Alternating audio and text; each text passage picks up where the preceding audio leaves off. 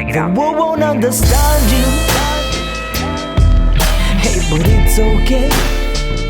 Said the world won't understand you, 'cause I made you in my own way. Said the world won't understand you.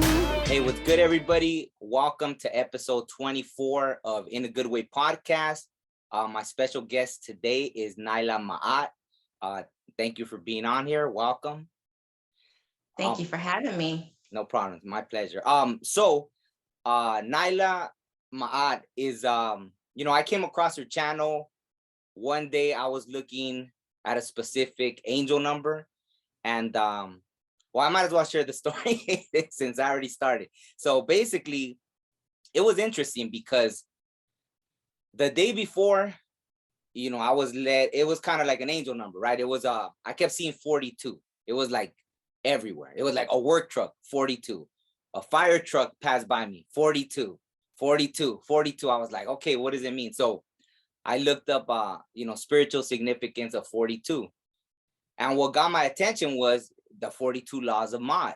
That's what got my attention. So I spent like 5 hours just researching, watching videos. After it was like the laws were too much, right? Because there was, I found these detailed videos of each law. So, I listened to as many as I could. And then I was like, okay, maybe I'm supposed to learn these now. So, after I came back to them and everything. But then the next day, I kept seeing 321. It was like everywhere, 321. I went up in the mountains, like way deep in the mountains.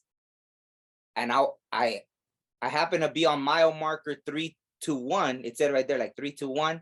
And I looked up, and then a mama deer with two little deer passed in front of me, like 321.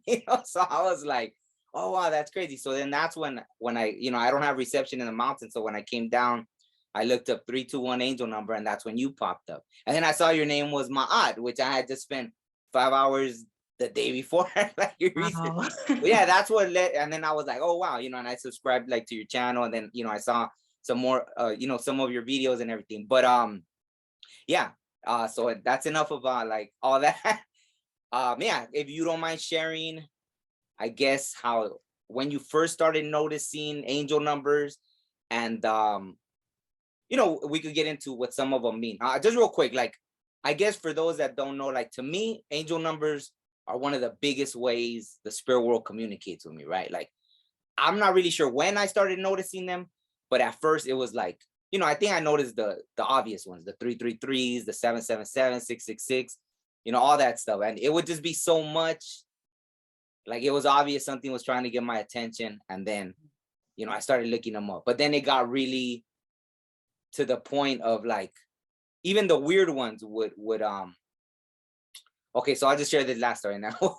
Hey, Utah. Like the other day, right? I was stuck at a train track, and in front of me, there was a car that had 241, and the other, I think it was 241. And then the one on the left had 241. And then one was like California plates. The other one was Texas. So I was like, okay. So, and I had just messaged someone, and I was in my head like, man, I'm way too open. Like, what the hell's wrong with me? I've always been like that, but I don't know. I kind of feel like maybe it's time I tone that down. Like I'm way too open. And so I look it up since I'm sitting right there while the train's passing.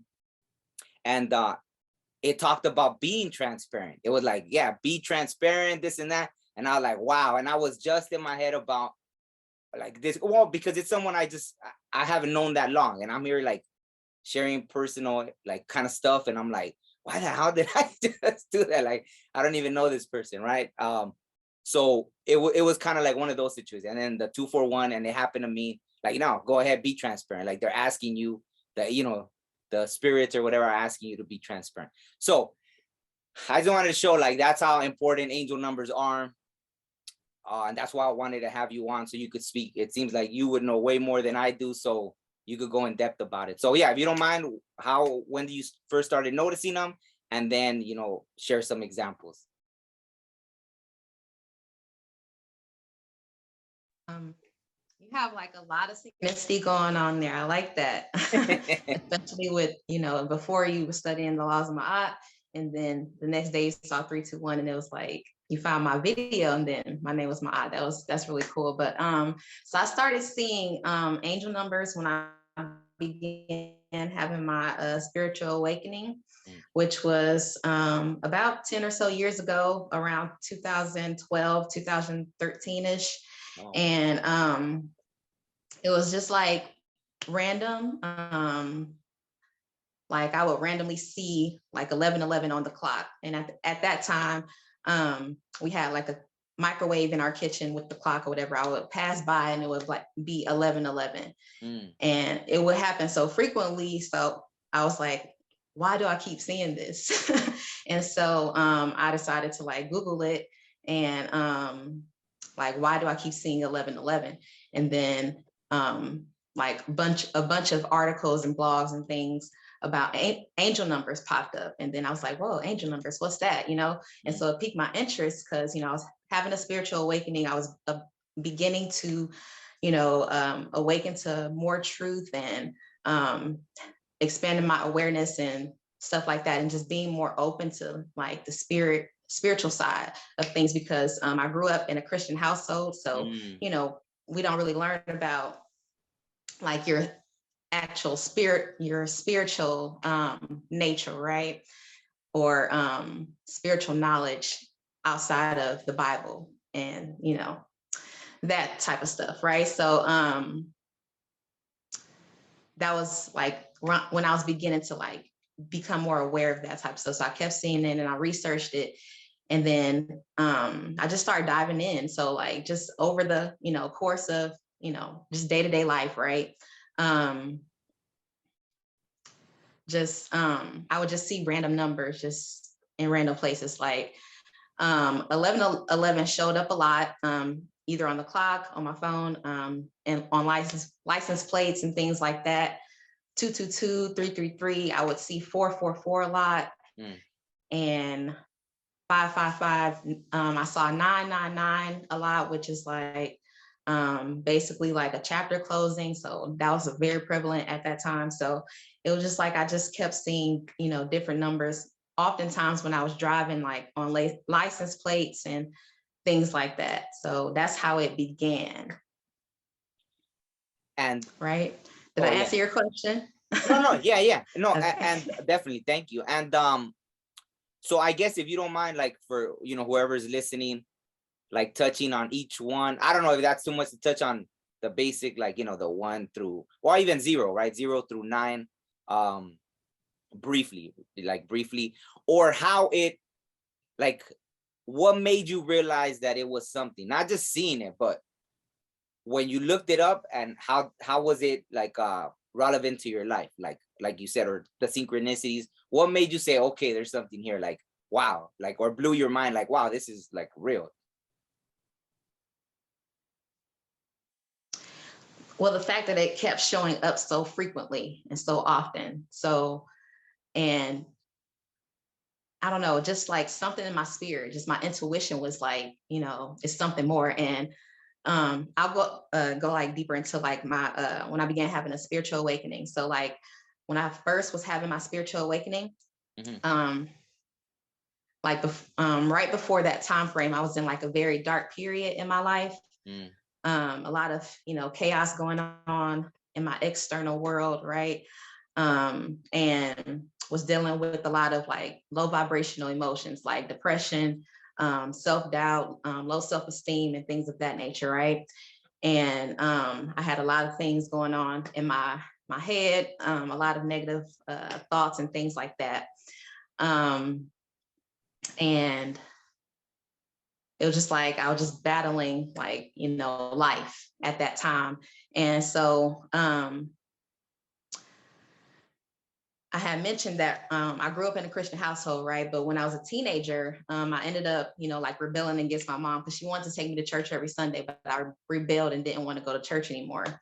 So I stopped going for, since I was from a teenager, so about 15, 16, up until like my early 20s, I didn't go to church, right? So I was just like doing my own thing, trying to find myself, just living my best life as a young adult, I guess.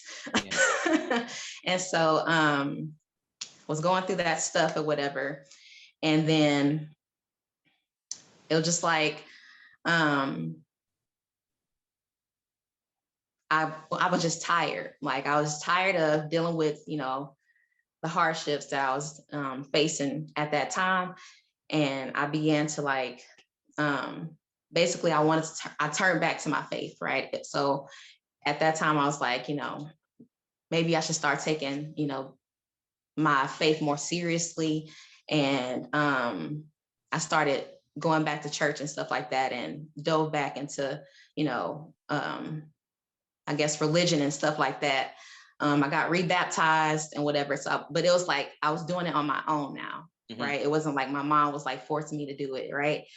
And so did that whole thing and was like going every Sunday and just, doing that. And then at the same time, I was also reading the Bible more myself, right? And so I was reading the book of Psalms. So I decided I was gonna like read the whole book of Psalms. And so I did that, like, so over the span of like a couple of weeks and whatnot, just reading through the text. Like once I got to like deeper off in the book of Psalms, like in, like chapters 100, like in that area, it's like I began to awaken spiritually, right?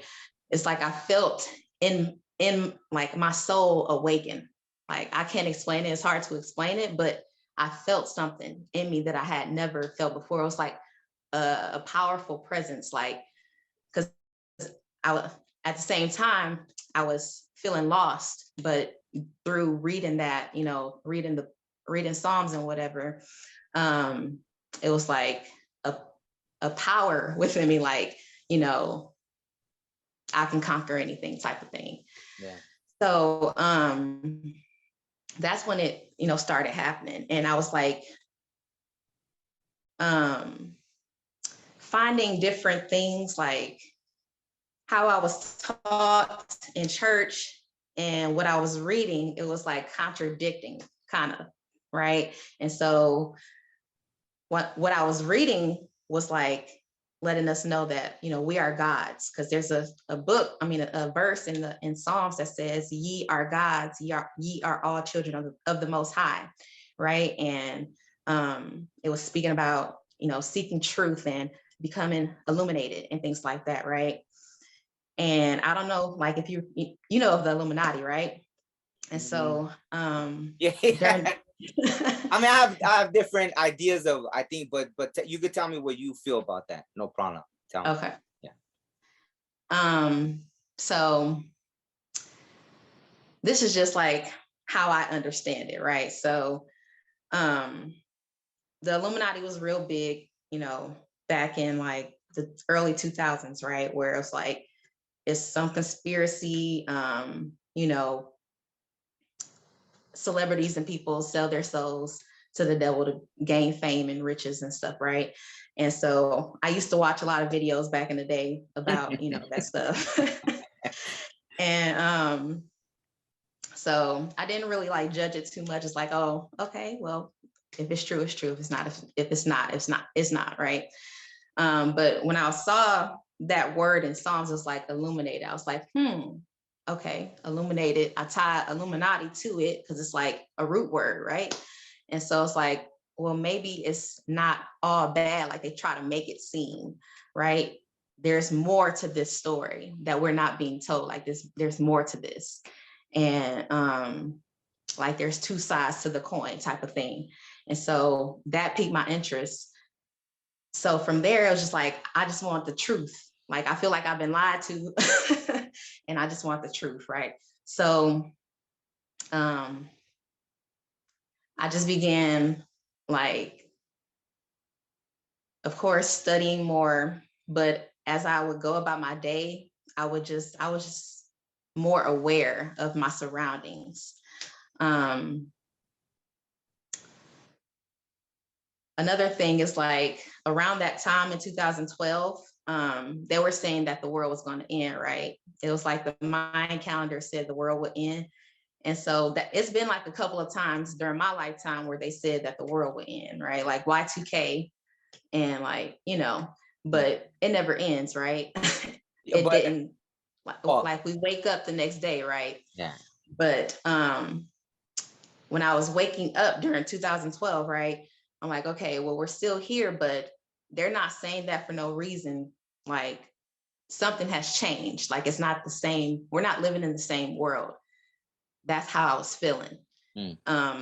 I didn't know all the stuff I know now, but at Oh. that time, that's how I was taking it. Like, something has changed. It's not the same. So just all of that just had me just like wanting the truth, seeking truth, and just being hyper aware of like my surroundings. And I feel like my intuition was beginning, like I was more in tune to it, like I never had been before. Mm. Right. So I feel like that was a lot. Do you want to say something? No, Or I should mean, I keep going? No, you could keep going. I'll just before, so I don't have to come all the way back to it. Like I kind of almost feel like maybe I should just let you talk and then I'll come back to it. If you're on a roll, I'll just let you keep sharing. So go ahead. Okay. So trying to see where I was going. Well, 2012. So as you're waking up, you're seeing that. Okay, I mean, I might as well, like the 2012, for example, I kind of had a similar, because pre that, I mean, it had already been a few years that, I was around the church. The reason I was around the church was because, I did hip hop and everything, and I had a ton of positive songs. And this preacher guy actually heard one of my, like, it's like what they called gangster rap, but it wasn't gangster rap. It was just more like reality street rap, right? But he actually heard like a very vulgar song, and he was like, well, we got along good. So he was like, oh, you have anything positive? So they started inviting me to church, and I had so many positive songs. And so it was that, right? I was around the church a lot, but then they were very disrespectful, especially with the 2012. I understood what my ancestors were talking about. It was like, it's in cycles, right? That like thousands of years cycles, like that they knew to perfection almost. Like they had this understanding of the universe. And here I would listen to these preachers laugh at them like, well, the Mayans said the world was gonna end. Ha ha ha. Guess they got it wrong. Only our like Jesus no, but it was like so much disrespect constantly that's what started driving me from church. Even whoever I got along with, they was like, nah, I don't even want to perform at church no more. Like, it's fine. Like, you guys are so negative. Like, I just can't, like, imagine these, like, ancestors giving us so much knowledge, just brilliance, like, telling us there is a change coming.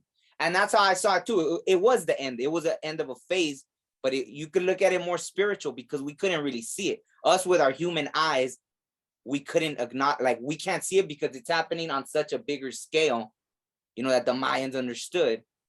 Not just the Mayans, but so many people, like, ancestors, like from different cultures around the world, they had an understanding of this. So just that's kind of like around that time too, I stopped like going to church because just the amount of disrespect. But yeah, I just wanted to add that about the whole 2012 thing. So I got where you're going, but I mean, I don't know where you're going with it, but I understood that about what you're talking about. And yeah, obviously the world didn't end because it wasn't supposed to. It was just warning about, because even that, right? Like there's this old prophecy about the eagle and the condor, right? So native people from like, northern, like what's known as America now, it's the people of the eagle, which we're a people more of, if you see, right? The United States, all about, we want to be the best, technology, build, pollute, to build more corporations and this whole capitalistic society, right? That was the people of the eagle, right? A more like, you look at the eagle, right? It's thought of being more fierce, more like it attacks things head on, right? And the people from South America are the people of the condor, right? So the condor is a more, if you see it, it's a more passive bird. It's a relative of the vulture. Like vultures are meant to clean up things spiritually too, right? They clean up the whole mess. So whenever I see vultures, I'm happy because I feel like, okay, I just went through a transition. It's cleaning up the whatever residues left, and then it's going, right? So the prophecy was that they would connect. And even that tied into the whole, I mean, it had already been happening since before 2012, but I felt like it was a more finite time. Like 2012 meant like, yeah, we're supposed to be shifting. The Mayans gave us an opportunity. That's where the road was going like this and like this. Are we going to change to fix the world, so to speak? Or are we going to keep going the other way? So when I would hear preachers preaching like, oh, these guys were stupid, it's like they're pushing towards the destruction. Because if you see in churches, what would they teach? Armageddon. When I would hear them say this, when the world comes, I see the world getting worse, I get happy because that means Jesus is closer to coming back. He's going to come fix everything. See, so the Mayans, what a different, way of thinking. We have what it takes. This is the pinnacle point of humanity. Are we going to go to fix it? The prophecy, everything 2012, or are we going to go towards destruction? And they've pushed so much towards destruction. That's when I just church was no more. And sorry for going off into that whole rant. I'm sorry, I want to let you speak, but that's, that was 2012 in a nutshell. Okay. Yeah, no, that helped me figure out where I was going with that. So, just like all of that made me just more aware. And I believe that, me having the awareness to know that, things were changing, like, is different, like something is different about the atmosphere, just it was just like I was becoming more spiritually awakened. And my intuition was becoming stronger. And so I would just see signs and synchronicities. I was more open and aware to it. Like I wanted it because I wanted guidance, right? And so it was a point where like it was so strong, like the signs and synchronicities were so strong. Like to me, it felt like something was watching me. Like that's how it felt. At that time, it felt like something was watching me. And then like the universe was like sending me different signs and synchronicities and like stuff like that. And I was just like, wow, is this for me? That I had that type of feeling, because it was like kind of like the universe was flirting. Like I use that word, like it feels like it's flirting because it's like the universe is sending you like these signs, and it's like, I don't know, it makes you feel some type of way, right? It makes you feel kind of special, like you're noticed, right? So that's really how it happened. I would just see like in front of me, like further along into my journey, I wanted to attend a spiritual conference, right? And so it was in Atlanta, and won the ticket to go to the conference. So I believe like that was like a manifestation in itself.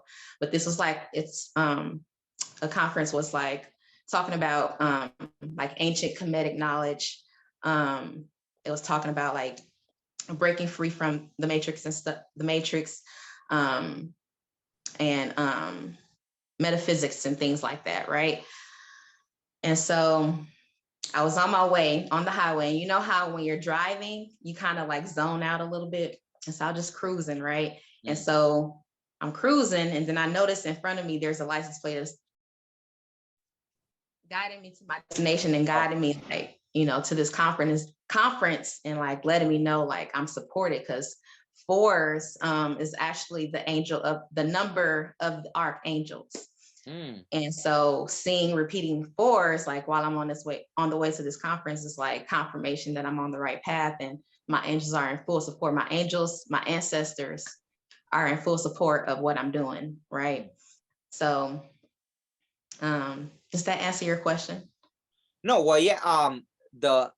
So what you said about the 4s, like the 4s, for example, because to me, like, I guess to my understanding, like sometimes that I'll have doubt. I'm like, am I supposed to be doing this? And then I'll see like the 777s to me are always confirmation. So you said the 444s work as confirmation as well. So how do they differ, or what's your take on 777 versus 444?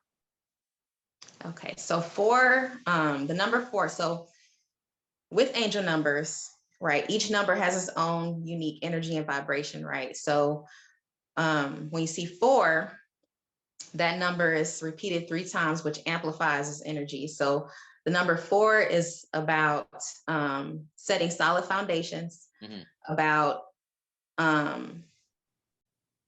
it cut off. I can't hear you. I apologize. Oh, My husband, he's out of town at the moment. He keeps trying to call, so I apologize about that. no But worries. so 4 is about setting foundations, setting solid foundations, your purpose, your passions, hard work, determination. You can also look at it like the 4 coordinates of the globe, right? North, south, east, west. And then it's also the number of the archangels. So, Archangel Michael, Archangel Gabriel, Raphael, it's the number of the archangels, right? So when you see 4s, that's letting you know that one, they're proud of you, of the work that you have been doing thus far. You've been working towards your goals. You've been working towards your dreams, working on your passions and things like that. They want you to keep it up, right? And it's also a sign that you are strongly connected with the angelic realm when you see 4s, right? There was one other thing, but that's basically like what it means when you see like 444, right? So and versus like 777, how do you, because that I always get like, because like I said, like the angel numbers come out at me like a lot. Oh, so let's see, if you don't mind, like, did you ever look into when they started using the numbers, like who exactly? Because to me it's amazing that there's so much, you're right, like how you, all the stuff you said right now about 444, like, so when did that begin that someone took notice and it was like 444 means this, or 777 means it? Because it made me think of, because see, to me they'll communicate like in every kind of way, right? Like how I mentioned earlier, it was like, even that 241, and when I was having like, why am I being so open, and it talks about being transparent and all that, right? So the fact that every number has so much meaning, like, did you ever look into when that started or who started, like, for each number, like how that began?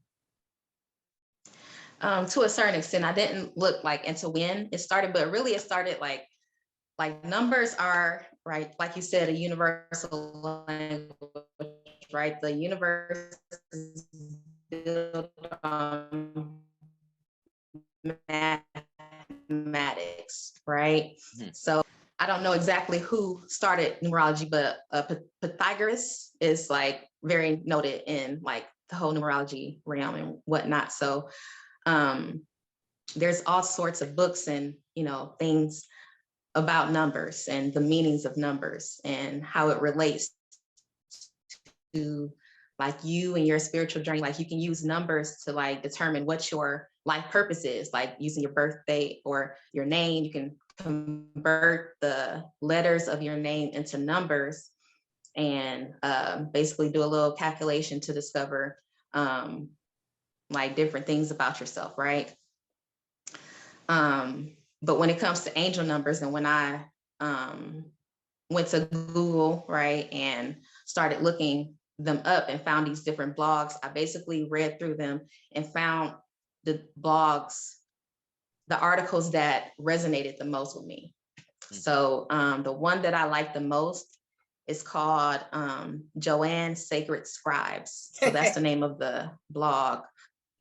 No, that's Are you the familiar one with that one? Yeah, that's the first one from, before I even Yep. learned about YouTube having videos, like that's what I used to read, like the Joanne Sacred Scribe. So that's funny. Yeah. So yeah, I don't know where it all started, but that's where I got started by finding her. So yes. Yeah. And I mean, do you ever see them communicate? See, because I think it's funny because, like me, I don't know if you did also, but like when I was little, I had a pager, so I started. You had a what? I'm sorry. A pager.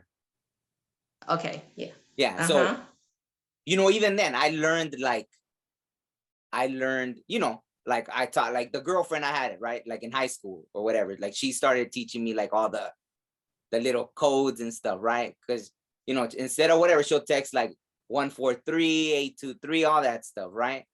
So even that still to this day, like sometimes, like I might be having, you know, a hard day or something, and I'll look up and the clock says 143. So I'm taking it like, you know, like 143, for those that don't know, it means like I love you, right? And it's even that, like the fact that someone, because the one is for I, the 4 for the 4 letters of love, and then 3 for you. So it's funny that even all that, like someone came up with all that, or the 823, like thinking of you, right? Because the thinking has 8 letters, 2 has of, and then, you know, you is 3 letters. So, you know, I mean, I'm guessing at some point, maybe that's, I guess, just in more depth, like they came up with the angel numbers. But even that kind of shows you a glimpse into the way humans communicate. Like they come up with these little creative, you Right. know, Yeah, things. pagers are like, I didn't have a pager because I was too young for one, but that's pretty cool because I didn't know that. Like, you know, that's cool how you can use the amount of characters to make a message. You know what I'm saying? That's dope. I like that. Yeah, definitely. Yeah, I mean, it's still present in my life today. I mean, and even that, right? Like in that time, like a lot of the like kind of street stuff was very popular. So also, like people, you know, people will make clothing with all the codes from police, right? Like all the cop codes, like, you know, like 187. Obviously, it's bad, but you know, like kids will wear those shirts, right? It would say 187, you know, 211, that kind of stuff. You know, so I mean, I don't know if you're familiar with all that stuff or not really. Yeah, 187. Yeah. Yeah, and then 211. So You yeah, know, I know what you're talking about. yeah. Every But everything has like a code, like even area codes, like 313, because that's where I'm from. I'm from Detroit, Michigan. So that was my area code growing up. So yeah. And I see 313 like as far as like how I see angel numbers and like driving license plates and stuff. And I'm like, hey, there's 313, right? and when you see it, does it have a special significance? You like what are they communicating to you when you see 313? So when I see a number, if it's my first time seeing it, or if I'm not sure if that's like a message, I will wait till I see it more, right? So if I keep seeing it and I continue to see, okay, then I'm like, all right, let me look it up and see what it means. And so I look up the meaning of it and then, you know, take what resonates and see, you know, if it resonates with me. And also another thing with angel numbers, like you can look up the meaning of it, but also you also want to pay attention to what you were doing at that time, like you were saying in the beginning when you were seeing the different numbers, like at the time you were thinking about, or you were texting someone and the message was actually about like being transparent. So it's like you also want to take note of what you're doing or thinking at that particular time when you see the number, because that will give you an indication of what, you know, what it's about. So you want to also tune into yourself, right? Tune into your own intuition, because like many people, you know, we try to find the answers outside of ourselves, right? But really, like the answers are within us. Our soul knows the answers. So best practice is to go within and like ask your higher self, or ask your soul or your spirit guides, why am I seeing this, right? And then tune into yourself, like go into meditation and just, you know, let the answer come on its own, right? But also I like to look it up as well to get understanding of what that particular number would means. Yeah, I mean, has that ever happened? Because I think most of them I've gotten from looking it up, and then now that I more or less know what it means, now I'll go within. Like I'll see it and it could mean something different, right? Like 666, for example. Like, I mean, if you don't mind, because I know there's so much stigma around 666, but you know, like almost every time I see it, it might mean something different. Like, so I'll, like how you said, whatever I'm going through at the moment, and that's the message I'm getting from the 666. But if you don't mind, like, since I know there's so much stigma around it, like, what does it mean usually, like, when it comes to angel numbers? Right. So when it comes to angel numbers, 666 actually isn't a bad omen. 6 is the number that represents, it's the material world, but it also represents like your home and family, nurturing, caring for others. So when you see 666, it's basically telling you to have a balance between your material and your spiritual world, right? There's some type of out of balance or imbalance that may be going on. Maybe you're, with me, I know when I see 666 a lot, it's often when I'm like stressing out about money or like finances and stuff. And so it's basically like letting you know that you are too focused on the material world. Like you need to balance it out, start to, pay more attention to the spiritual side of things, right? Put more attention towards your spiritual, like routine or practices and stuff like that. Yeah. No, 100%, like the same. I see it exactly when I'm too focused on money, like, damn, I need to, or this, or I got to pay this or that. And then I'll start seeing 666, and it's like, balance your thoughts. So I always think that when I see it, but it's like, I also see, because I had that background, like around the church, like the Bible too. Like I read it a few times from beginning to end, but also, I used to work this warehouse job, right? So for like 6.5 years, I was just loading trucks, unloading, all that stuff. So I would just audiobook. So I heard the Bible like from beginning to end over like 40 times, right? Like the whole thing. So I was very familiar with it, right? So even that, in that way, like sometimes 666 would be, and actually, like, so hopefully anyone watching this, like, don't get offended. I'm probably not talking about you, but maybe I am. I don't know. But during this whole retrograde, I did have a lot of people from my past kind of pop up,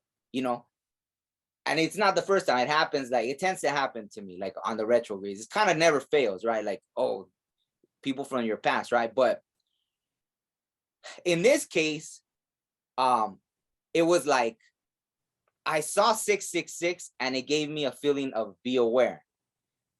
And within 10 seconds, someone from my past messaged me. So I was cautious of that. I thought it was telling me, like, I mean, you could be, kind, cordial, whatever, and communicate with them, but like, leave it at that. For some reason, I felt like, so it, it's nothing like with me personally. The spirit world didn't approve of this person, so I could blame it on the spirit world. The spirit world was like trying to warn me, like no, don't, like, you know what I mean? Just keep it, whatever it is. If you want to reply. If you don't, you don't. But I mean, that's how it is for me sometimes. Like, it's not the first time that's happened. Like, that's literally happened. I'll see 666, and then maybe something that reminds me of someone, and by the afternoon, that person will contact me, and I'll be like, oh wow, okay, the spirit world was warning me already. Like, don't, it's just not, it's someone from your past. It's kind of like, they should stay there, kind of thing. So that's another way it's shown up for me. But also the same, like how you said, when I've been too much focused on material things. I mean, has it ever shown up for you like that, where it's like, because you also have that, the church background, has it ever shown you like, hey, beware of trouble or anything like that? Excuse me, 1 second. My children need me. 1 moment. Okay, no problem. Sorry about that. No worries. Okay, so yeah, that's also like why it's like the most important thing to do is to tune into your intuition, because it can be different, like showing up, like the same numbers can be showing up for different reasons for different people, because we're different people and we're on different journeys, right? So like the blogs and things and the meanings of these numbers that you can find like on the internet and stuff, that's like a general meaning, right? That's not like specific to you. So you can learn what the general meaning is, but also like tie it into or go within to yourself and your intuition and, find what that meaning, that deeper meaning is for you. So it's sounds like you're pretty in tune because like you get it, right? So yeah, but I mean, that's why I wanted to have this conversation with you, because most people don't. So I wanted to speak with someone where, you know, because sometimes when I'm trying to explain that to people, like, oh, I saw this and this and that, and you know, I understand, but I'm like that. I'll research everything, right? Like, I want to know. Like, at some point in my life, I got hungry for knowledge, and you know, there's been times where I'll slack off. You know, even years. There's been times when I went years without really focused on, you know, where I didn't put focus on the spiritual. But then, you know, I'll come back to it, and so yeah, that's why I wanted to have the conversation, because I guess I'm kind of trying to show people that, I guess if there's anything I wanted people to get out of this conversation or interview, is that it's almost like not a cheat code, but there's something there that's always how, like for me, it shows up a lot. Like the angel numbers show up so much. It's like, it's just, you know, like it's kind of almost nonstop. Like I remember when it first started happening, there was a little part of me that almost felt like, man, if I pay attention to this too much, I'm gonna feel like I'm going crazy, because that I would notice everything. Like, oh, this card said this card said 333, this one said 222. So I was just over vigilant, like kind of overload, you know. But then as the years went by, it was just natural. It was like, oh, this, oh, that, and it didn't even, it was second nature, right? And then, like I said, like, see, I was at a train stop. Okay, these cars, they got my attention. Or sometimes I'll be on the freeway. There's one number, and then it's like a car to the right, car to the left. There's a car in front of me. It'll move, and then the car in front of that one has the same number, you know? So it's like the one on the right, so what are the chances? It's like impossible. Like I think about mathematically, what would be the chances that that would happen, right? Like, so even that's how I started noticing, okay, somebody's trying to communicate. So that's what I want people to know. Like, there's a lot of people, maybe sometimes like that, they might feel helpless. They feel like all hope is lost, right? Like, and then something's trying to communicate with you. So you're never really alone. You know, that's why I feel it's so important. Like, it's a tool, you know, it's a tool to have, like I said, not so much a cheat code, but something that there is something always trying to help you. So that's why I wanted to speak with you about it. So I don't sound crazy when I tell people about angel numbers. And, you know, obviously you've experienced them for quite some time, you know, so. right. Yeah. And I actually just created a video on that, like seeing angel numbers everywhere, like you seeing them, like it's like everywhere, right? Yeah. And you, like for me personally, the fact that I see them so much, and it's like, you get to the point where it's like, am I trying to make it be a sign? Mm. Have you ever had that feeling? Like, I don't want to like force it, you know, I want it to be like an actual sign, like my angels are trying to send me a sign, right? So I had, you know, that thought, you know, going through my head, and I had to work through that, right? So in my video, I was basically was just like, yes, they are signs, because like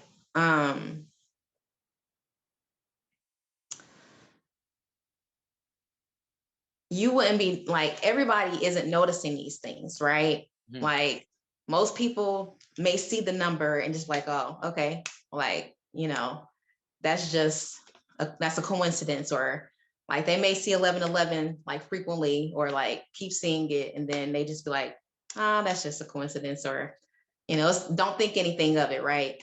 But the people who are spiritually awakening and waking up, right, we notice it. We're like, hey, like there's something more to this, right? So the fact that we are noticing it is just like, I don't know, I can't, it's hard to explain, but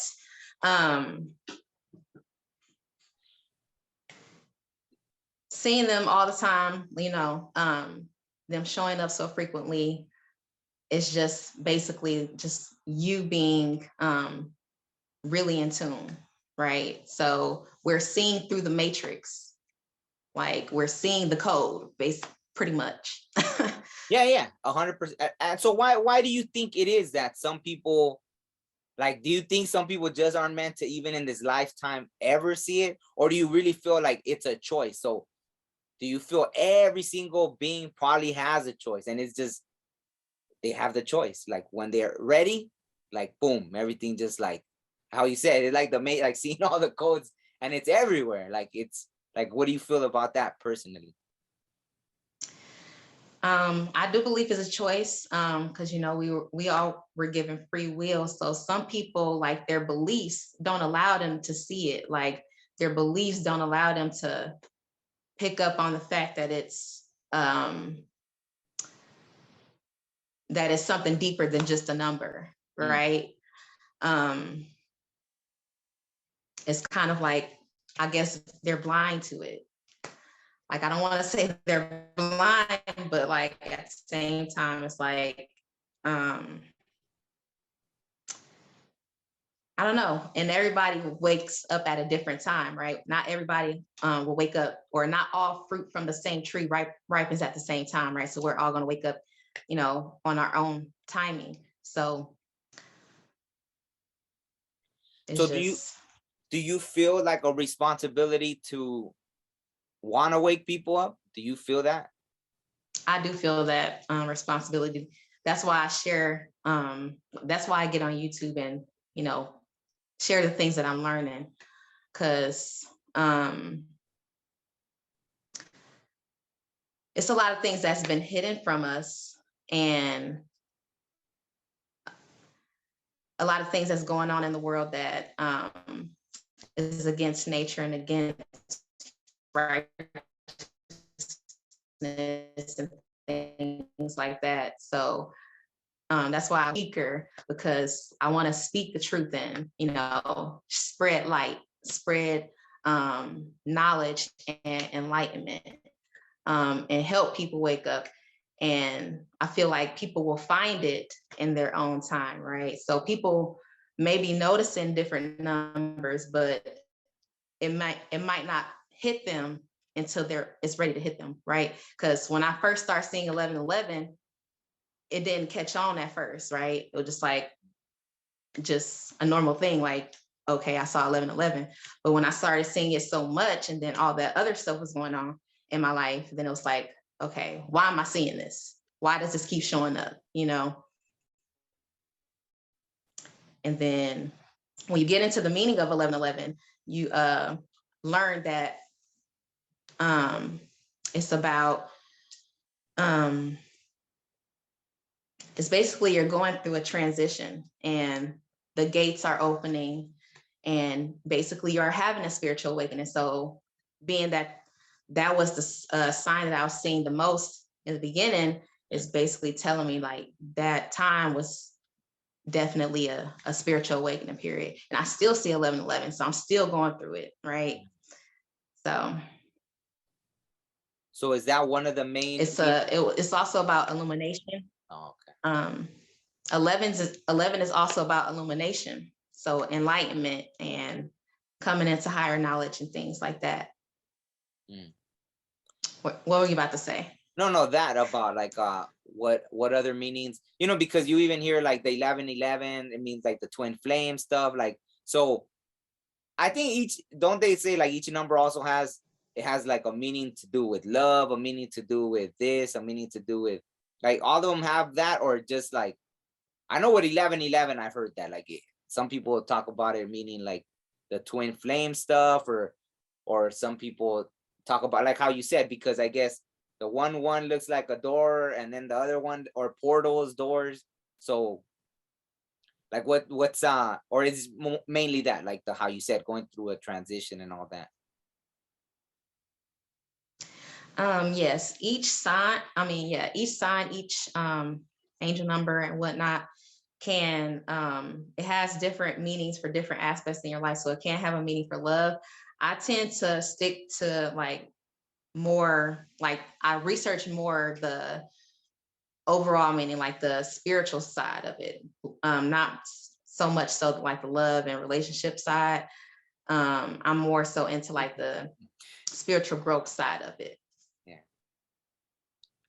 Oh, interesting. Thank you. You know, I mean, it's really the same thing, but also something that happens to me is like, I guess it's gotten to the point where, like how you said, the license plates, I'll even notice like all the letters. It's like somehow my brain already memorized the number of the letters. You know what I mean? So it's like if I'll see, you know, like JJJ is 111, right? Because it's 10 which is 111, right? Or you could, however you want to look at it, right? Because obviously, like the zeros, you know, even though the zeros, like I tend to like, I love seeing zeros. I think that's one of my favorite ones to see. Like to you, what does the 000 mean? So zeros are like a continuation, right? So it's like a cycle. So zero can represent new beginnings, and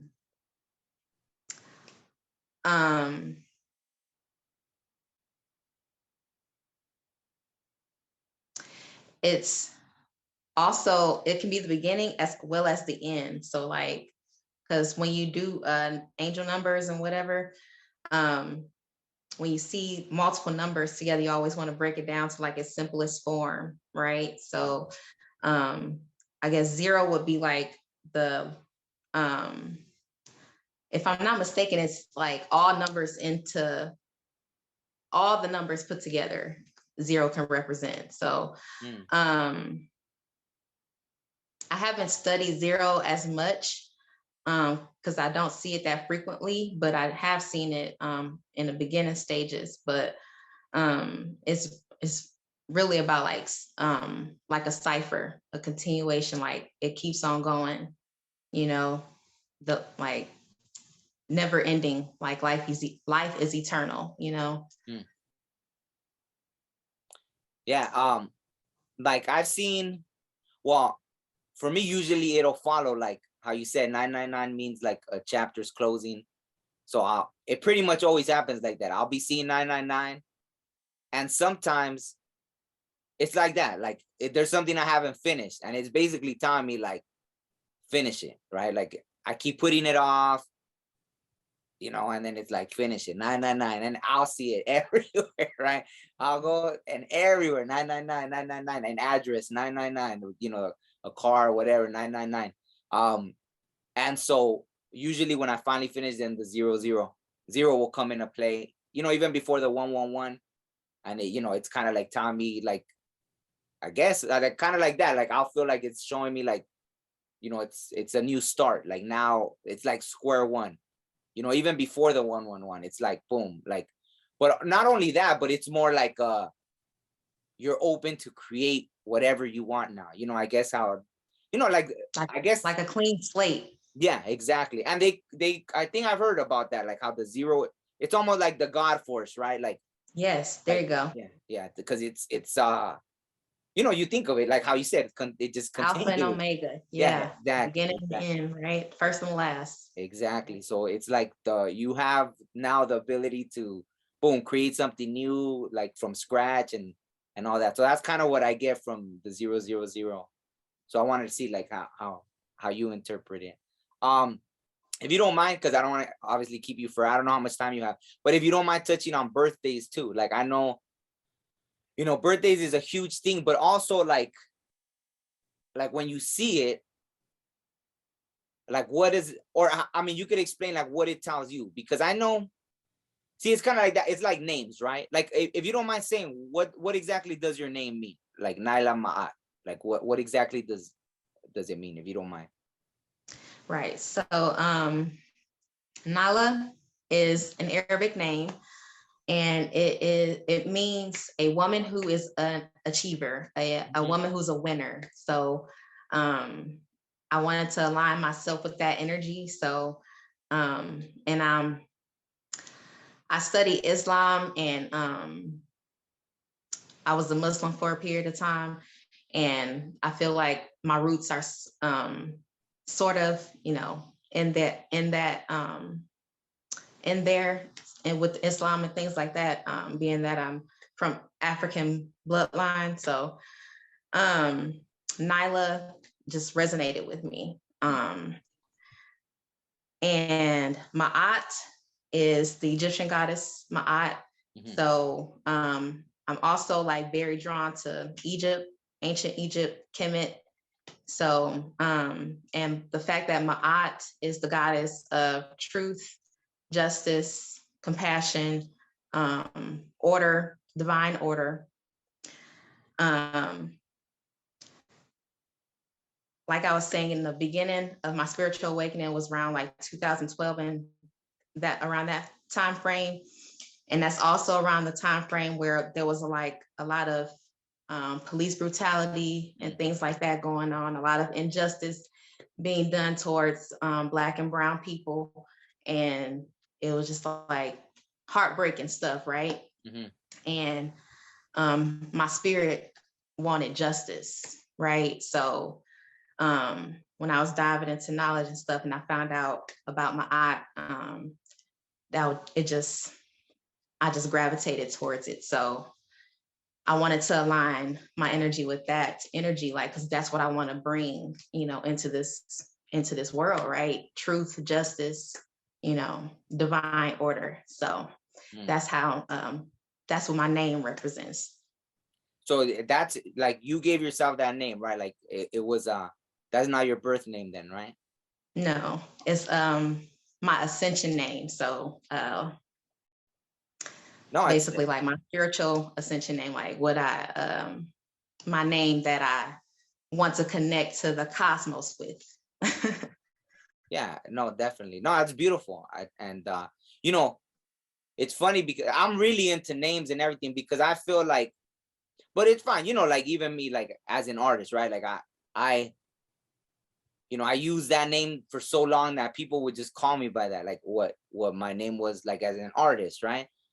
And that name came to me like in a dream, in a vision, right? But it was like my grandpa that had passed away, and it was almost like telepathic. Like I seen him, it was like a door opened and he was standing there, and I woke up and I had the name and I started using it from that day forward.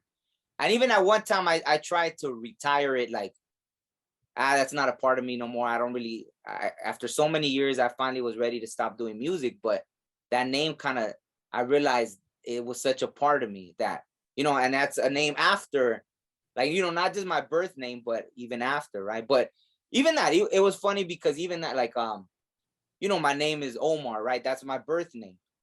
And, it's like, I guess it's Arabic. There's Arabic translations, Hebrew, but it's like, it always has to do with speaking, right? Some say eloquent speakers. I don't know if I'm like the most eloquent speaker, right? But, I communicate a lot, right? Even through that, through making music, doing this podcast, like I'm always in something with communication. So I thought it was funny how it's almost like encoded. Like it's funny because even my mom tells me a story. Like my dad, I guess, I was born in Mexico. My dad was working in the US already when I was born, but I was the only one that he wasn't there when I was born.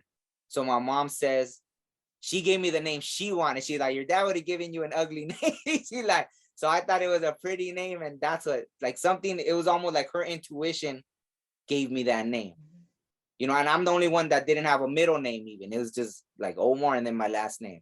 So it was like, I felt like, wow, it's so funny that would happen. Like at birth, we come, so I feel names are really important. But I even asked someone once, because I'm so into names, I was like, oh, I think it was a name I hadn't heard. And I asked them, what does your name mean? And they got all offended. Like, I don't know. Like, why would I know what my name means? And I was like, wow, like, you don't have no like interest in knowledge of self. Like you don't want to, learn about that. But yeah, no, just that's why I was asking. But also like, if you don't mind, yeah, just about the birthday, like if you feel, or see, like I never really looked at what the numbers mean like for my birthday, but I mean, did you ever find anything about your birthday, or what does it mean when they show you your birthday, like with the angel numbers?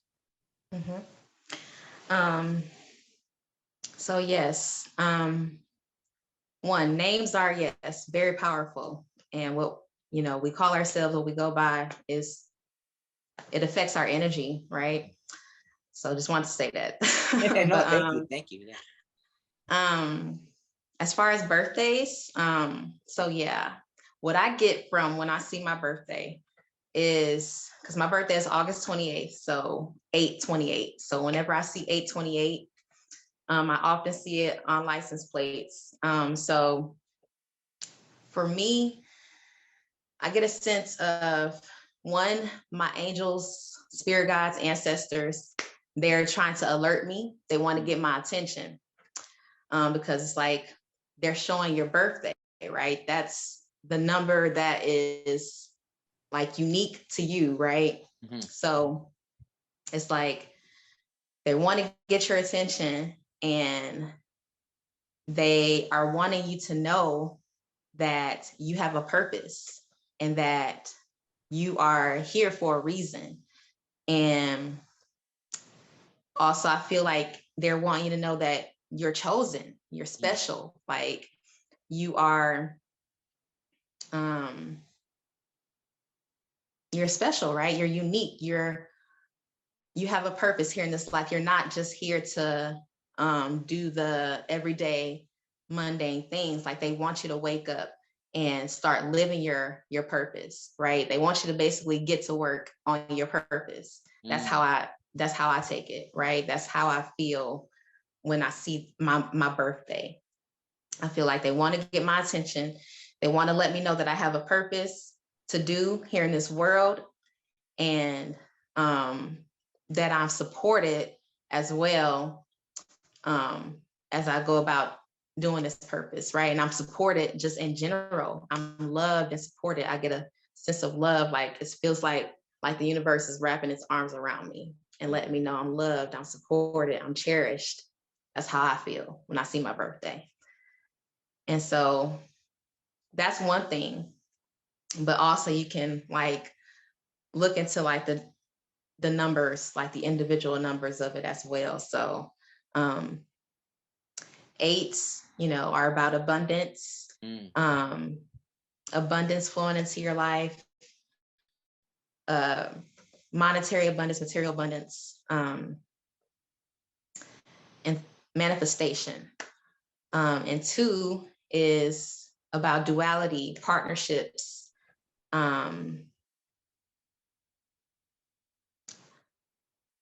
domesticity, diplomacy, so cooperation, so basically working together. So that's pretty much the gist of like when you see your birthday. So like know that you have a purpose, know that you are divinely guided, know that you're supported and you're chosen, you're here for a reason. It's not by chance that you're here, right? No, thank you. So so that's funny. So you said 8/28, so you're a Virgo, right? Yes. Okay. No, so that like, because I'm a Gemini, so I know Virgos were both ruled by Mercury, which is communication and all that. So I think that's interesting that, like you want to spread.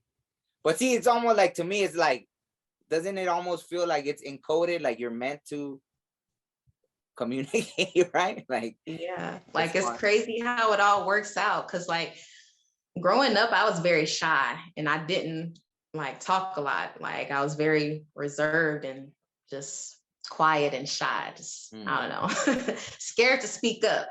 Yeah. But just through a series of events, as I was like trying to explain earlier about, the things I was going through when I was having my spiritual awakening, that just, caused me to want to speak the truth.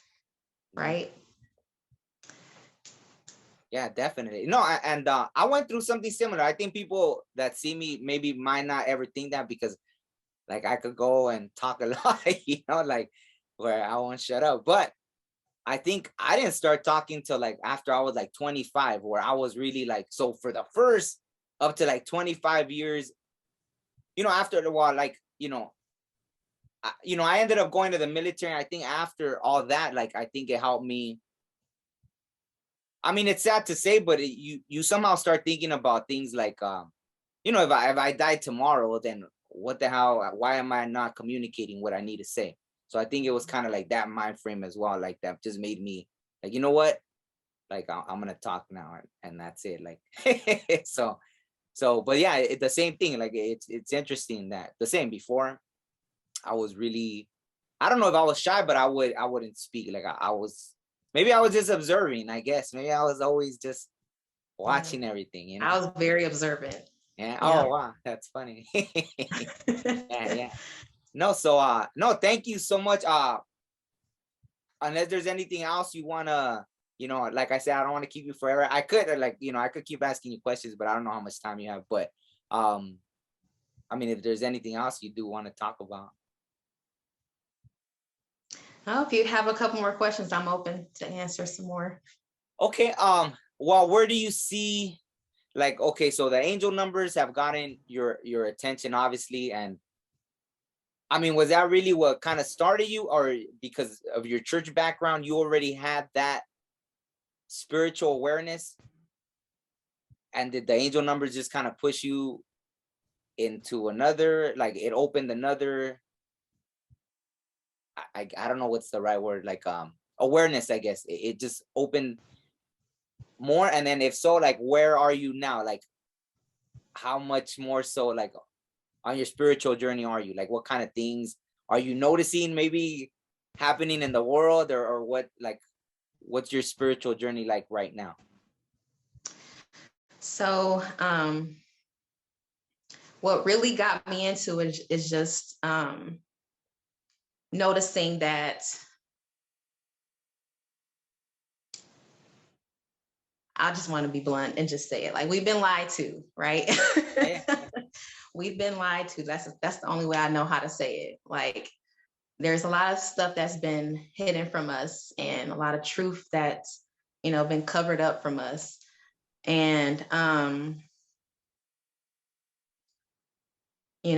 as I was having my awakening and realizing, there's deeper truth out there that I need to find, that's what really like sparked the fire, because I think I vaguely touched on it earlier, where I was saying, like, I was just like being super aware. So I was like paying attention to like what was around me. So when I would go to work, or, just anywhere, the grocery store, I would listen like to the conversations going on around me, and like the conversations that people were having, in front of me and stuff like that. And if I heard someone say something to where it seemed like they knew something more, like more deeper knowledge, I asked questions. Like, I wanted to know more. Like, I was hungry for the truth. So that's really like what sparked it, like what got me on this journey, right? And then the angel numbers come in, which is like icing on the cake to let me know that I was on the right path and was doing the right thing. Because like in the beginning, when I was first awakened, it was kind of scary, because of course, like I came from a Christian background. And so my family members, they're Christian, so me stepping away and speaking differently and not doing the same type of things and not believing the same type of things that, they do or whatnot. Especially my mom. Me and my mom used to butt heads a lot, because she's like, was super Christian. And then first I went off to Islam, and then like that was a whole thing with her. And then and then like started finding even higher truth, and started learning about like, ancient Kemet and stuff like that, and the ancient Egyptian knowledge and metaphysics and the Hermetic principles and the different gods and goddesses, and all of that. Like now, like there was a time when my mom thought like I was into like devil worship, like I was like just lost in the sauce, like just completely going off the, off the side of the road or something. But the one person that I have and had at that time was my husband. Like we had just met like through work and whatnot, and he was one of the people, because like I said, I was like listening, and I was like paying attention to the conversations going on around me. And I would like, when I heard something, I was like, hey, you know something, what does this mean? And like one of the girls I was working with, she was like, hey, Venom knows this. And so she put me in contact with my husband. His name is King Venom. He's actually a hip hop artist. We both actually are. So that's kind of cool that you do hip hop. And I actually heard some of your music because I listened to one of your videos, the one where you were talking about when you were sitting next to a white man at church and you had to translate Spanish to him. And then like your song was playing at the end, I believe. So, but anyway. I don't remember which video that was, but okay. Yeah, I like your music though. Thank you. You're welcome.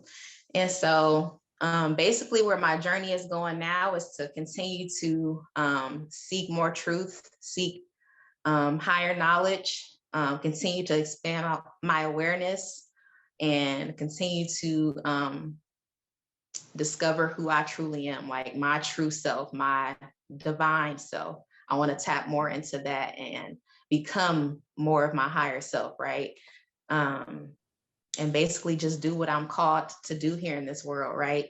And just get more in alignment with what that is, because I just want to live out my soul's purpose. I want to do what I came here to do. Definitely. I think that's one of the things that, I'm constantly reminded, about that's why, like, I don't know if you've seen like the little logo I have, and then I have like some clothing with it too. It's like, it says like, remember your soul mission. And it has kind of like a figure, like what you have behind you, like with the chakras and everything. And because that's kind of the thing, like, I'm constantly reminded, like, we're here for a reason. But going back to like, if you don't mind, what's one of the biggest things you feel that we've been lied to about?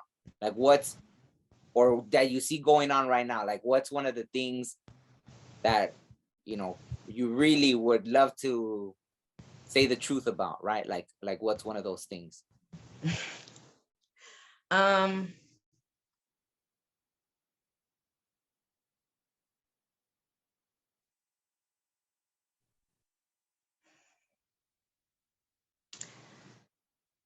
would say,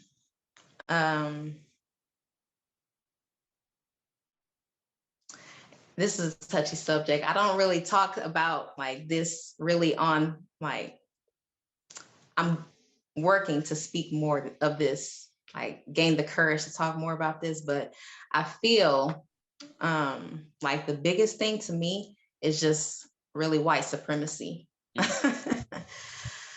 Yeah. So the imbalance where it's just like a group of people at the top and everybody else at the bottom, and social injustice against people who look like you and I, and that's like the big thing, because we are told that we're treated like shit pretty much. But really, like, if you get deeper into like where your ancestors and things come from, and like, go back to the history where, they don't really talk about, you will discover that you are actually a powerful being. You are created in the image of the Most High, God, like the original man and woman, right? So that's like the big, like, I guess, mistruth that I feel like has been told. No, I feel like I spent so much time trying to teach people that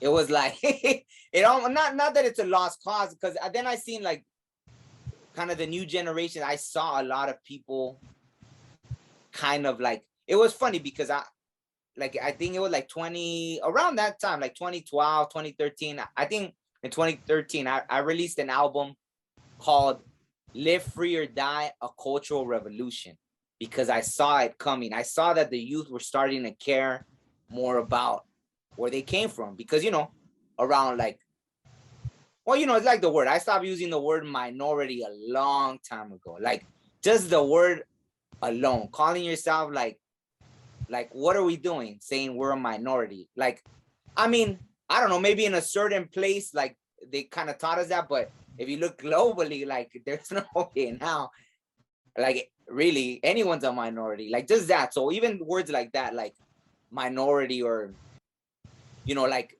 for us disconnecting, like using the words Latino or Hispanic, it's like, Latin is a language that comes from Europe.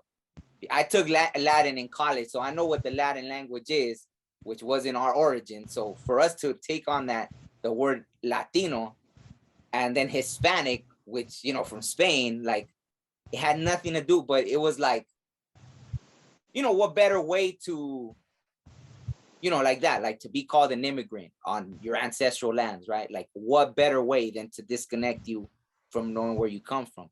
So I mean, that was a war I tried to fight for a long time till, it's kind of like you just let it be. But I think spiritually too, they were just like, okay, cool. Because I was very passionate about it, right? Like I was like, I mean, the word says it all, live free or die. I was willing to die for it. Like I always felt like, hey, like I'll give my life for my people. Like if that's what it came down to, right? So that was something I was very passionate about until I guess the spiritual journey kind of took me somewhere else. But not to say that I'm still very passionate. I think when I see injustice, like how you said, when you see injustice, I can't, it pulls on my heartstrings regardless. I mean, how do you feel? Because like I said, to me, it's like, we're not all these things that they put on us. So why can't we break free from that? Like what is the problem? I mean, what do you see? Because I understand, like even that, right? Like in college, I took marketing, sales, advertising. So I understand the brainwashing, right? Like there's a lot of brainwashing that is constant. It never stops. The amount, like I remember back when, like, I don't know when I went to college, but it was like, over a decade ago for sure. And it was like that the average human gets like 1,000 advertisements a day. That was like before it was really big on cell phones. So I would say now it's maybe like the average human is getting 2,000 maybe advertisements per day. So we're constantly being bombarded with all this like brainwashing. That's just like advertisements, not to mention what we see on TV, this and that. So I know it's a constant, it's like one thing that gets me, and I'm just going to be blunt about it. The way it's like when they make movies, like I just saw the trailer for a new movie about slavery. And to me, it's like, why do you keep insisting on making these movies about slavery? Like they want you to, you see what I'm saying? Like it doesn't make sense to me. Like, but like I understand because I work like, like until recently, like my main bread and butter was acting for like the last 7 years. So I understand, it's money, there's work. I think people mostly think of Hollywood like, oh, these celebrity, like, devil worshippers and this and that. But, they don't realize it's like a regular, there's so many hundreds of thousands of people that are getting work, like it's so many moving parts aside from just these big celebrities, right? So, so I get it. People will work these movies for, because it's a good paycheck, but, also helping like keep promoting that. It's like me, right? Like I would get a lot of like, they would be stuck on like, I would get tons of job working like as a cholo from like the 90s, and it's like 2000, 20, and they'll still dress you up like the cholos from like the 1990s when, like, the flannels and buttoned up, and it's like, what? Like that's, I mean, there might be some people that still dress like that, but it's mostly like non-existent. But even that, they want to keep perpetuating that, right? And we do it for a paycheck, and so I guess, I don't know, seeing that, like, how do we, what's your thoughts on, like, I don't know, like, are people finally gonna be like, okay, that's enough, or? Right. Exactly. So we already know like there's an agenda going on, right? There's been an agenda going on. We don't know, we may not know the grand scheme of it, but we picked up on like, something ain't right. And so um for the ones that, are, waking up and stuff and are aware of this, now that it's going on and whatnot. Now I feel like, one, we should be speaking out against it, like speaking the truth and standing against like what is unrighteous, which we see like a lot of the things that they're promoting and stuff is not in align with righteousness, right? So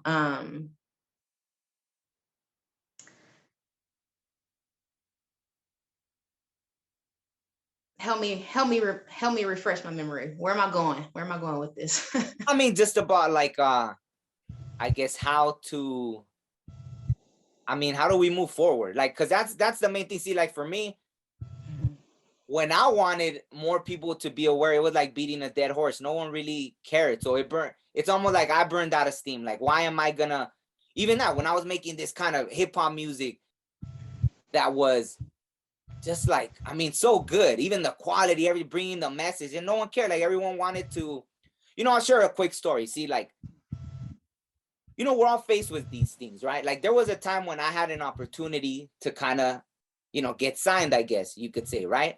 And so I was, I had met this producer, and then one day we were on a 3-way call with this, it was an older white guy that was like the vice president of, I think, like some subsidiary of like Warner Brothers, I think, a big record company, right? So he was like part of like, how they have all these side little record companies. So he had something like that, right? So they heard a hardcore political, like one of my first hip hop songs in Spanish. I actually did I started making some songs in Spanish too.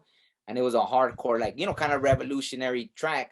And they loved it. Oh, so he gets on the phone with me. Oh, that's, really like it. But basically he told me like, this is what your people need. And this is what we're going to give them.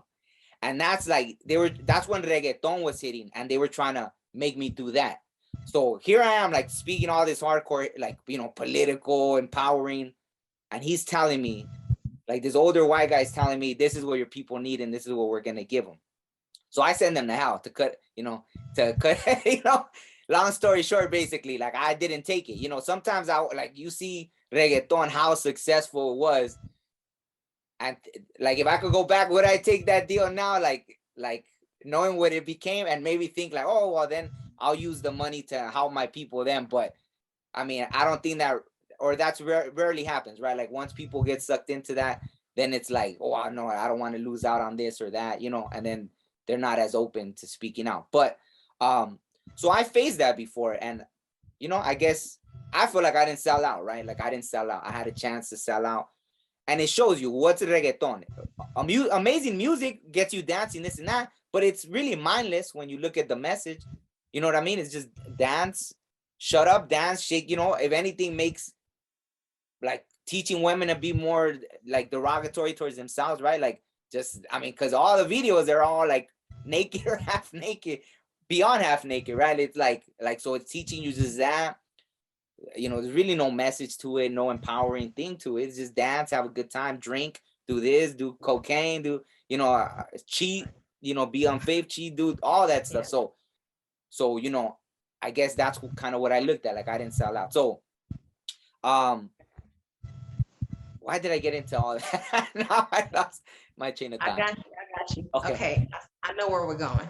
Okay. So, the powers that be, quote unquote, have their agenda, right? And, they want us to forget. And that's why they've, basically recreated history so that we forget who we are as a people. And just in general, like a lot of us are asleep, like no matter what race we are, a lot of people are asleep, and they're basically just going along with society and what, the government or whoever tells them to do, right? And now we understand that what the government may want, or the government may not want what's best for us, right? So I feel like now it's on us to get more in tune with who we are and basically, become the greatest version of ourselves, like reach our fullest potential, do what we're supposed to do here in this world. And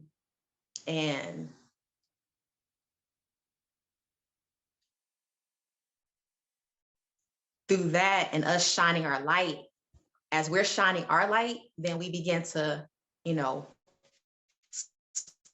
spark the light of others, right? Even though it seemed like, people don't listen to this, don't want the knowledge, they don't want the empowerment, they rather listen to trap music or whatever, or that, the dumbed down music than the lyrical music, right? It may seem like that, right? But we're creating it for those who do want it, right? Those who are awakening or are going to awaken soon, right? And through the work of the universe and spirit, God, the Most High, right, it's going to get to who it needs to get to, right? Because this is all, it's all a divine design, right? And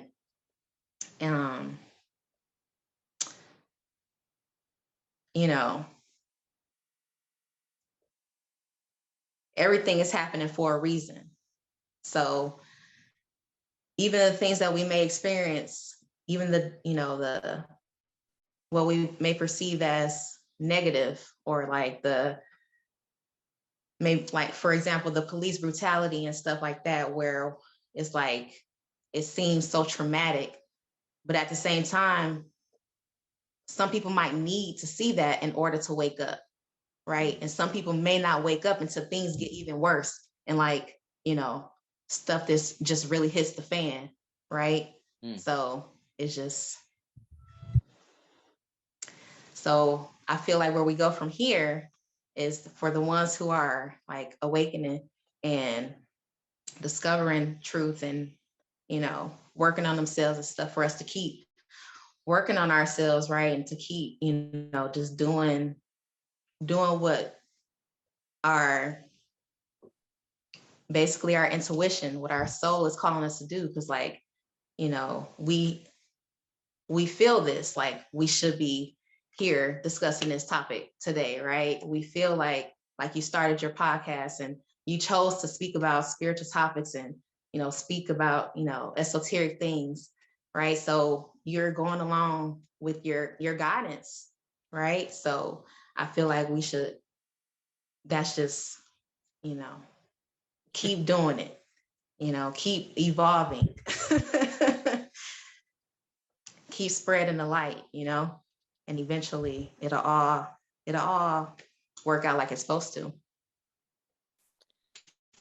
Yeah. For the good, because the good. Yeah. No, thank you for sharing all that. So do you feel like have you do you have dreams and everything? Like, do they show you certain things or? I don't have dreams like that. I'm actually like working on awakening my pineal gland and activating it, because I feel like I don't actually remember my dreams. So I don't remember my dreams when I sleep. So I'm working on, activating my pineal gland so I can have that stronger connection with spirit, to be able to see it in my mind. I never quite pinpointed why, what exactly, because I'll have very vivid dreams. Well, I won't get, because I don't want to make it a whole story with that, but it's before you say that, I will say that I do, like, when I do get a dream, like I have had like dreams that have like come true, but it's not like something like huge or whatever. Oh, okay. Like for example, I had a dream a long time ago, and it was like water dripping from my ceiling, right? And months later, the apartment that I was living at it like the ceiling ended up collapsing because like it rained so much and like the ceiling was already like needing repair, and we had told the landlord and they didn't repair it, and so it rained really hard one weekend, and then lo and behold, like the ceiling fell through. So it's like it's like that dream showed me that would happen, but like it's in spurts. So I'm trying to make it stronger, but I do feel like my dreams tell me stuff sometimes. Okay, yeah, no. So I mean, then since you mentioned that, that's kind of how it started for me. Like when I was fairly young, I guess I started having premonitions. So like just like how you had a premonition, obviously. And so like that's how it was. So after that happened, and it was so accurate, like couldn't anyone tell me anything? Because then it was like, wow, okay, like something's guiding me directly. So then it was like, and then I went through the same journey. I started reading the Bible by myself, and I felt like that actually helped me open up a lot. I started having tons of experiences and visions and everything when I was reading the Bible. And that was like part of my journey as well. I mean, I brought all that up because now, see, one of the visions I keep having, and it's not the same one. It's different, but there's always some kind of thing. It's like I'm going with this group, and it's like we're traveling somewhere. And in this group, there's all these. It's like almost like people from every culture, right? Every single ethnicity, and we're like, and it's almost like we're going to this new, like, it looks like a paradise. Like everything's green, beautiful, water. Like you can't even describe it with words. Like the clearness of the water, all this stuff.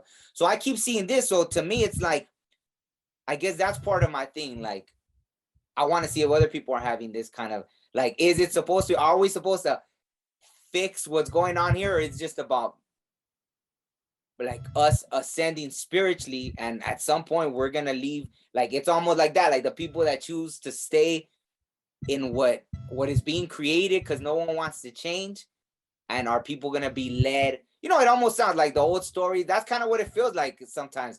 Like how Moses leading the people out of like being in bondage. But not just that, I mean, there's so many stories like that, across, like there's always been stories like that. But it's like it kind of seems like that going into this new, like, kind of everything looks, I mean, it's just, you can't even describe it with words. But I've had this recurring kind of thing. That's why I asked. Like I was curious if that's something similar. Right. Kind of like the rapture is like, how they say like some people will be called up, and then like some people will be left behind, right? So I feel like not everybody will wake up, right?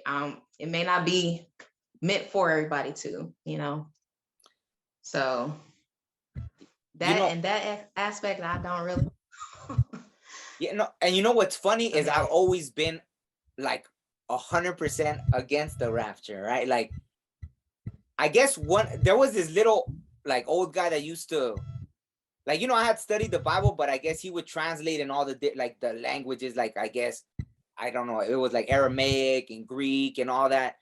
I guess the Hebrew as well, but he would say that it was like a mistranslation. Like it never says anything about like an actual rapture. Like, so I don't know. I took it because he was like this guy that, he just sat at a table and just translated. Like I watched him for years and years. He finally passed away, but I mean, I would watch him for years just because he broke down, every like hour show he did, it was just like, a little passage of the Bible. So he went through the whole Bible from beginning to end, but everything. And then, I mean, he helped me realize the power of words, even the mistranslations, how words really meant something else, and how just translating them wrong gives it a whole different meaning. So I started learning that through him. So I guess his definition was, and that's how you would say it, he'd almost be like that about it. Like, oh, okay, so we just mess up the world, and then we go flying off, like something comes with like and that made sense to me. Like, okay, why would people just be rewarded? Okay, mess up the world, like we get this beautiful earth to live in, and you know, we don't take care of, you know, it's like your house. Would you, if someone gives you a house, I mean, maybe some people would, but would you just let it go? Like, or would you try to take care of it? So why, you know, it's like the earth is our bigger house, right? So it made sense to me. And so that's why I never believed in the rapture, but it's funny because, you know, the irony that I'm dreaming of this recurring dream of like going somewhere. And it's crazy because I was always against that. So I don't know. It's strange, you know? This is how I feel. Do you study like Hermetic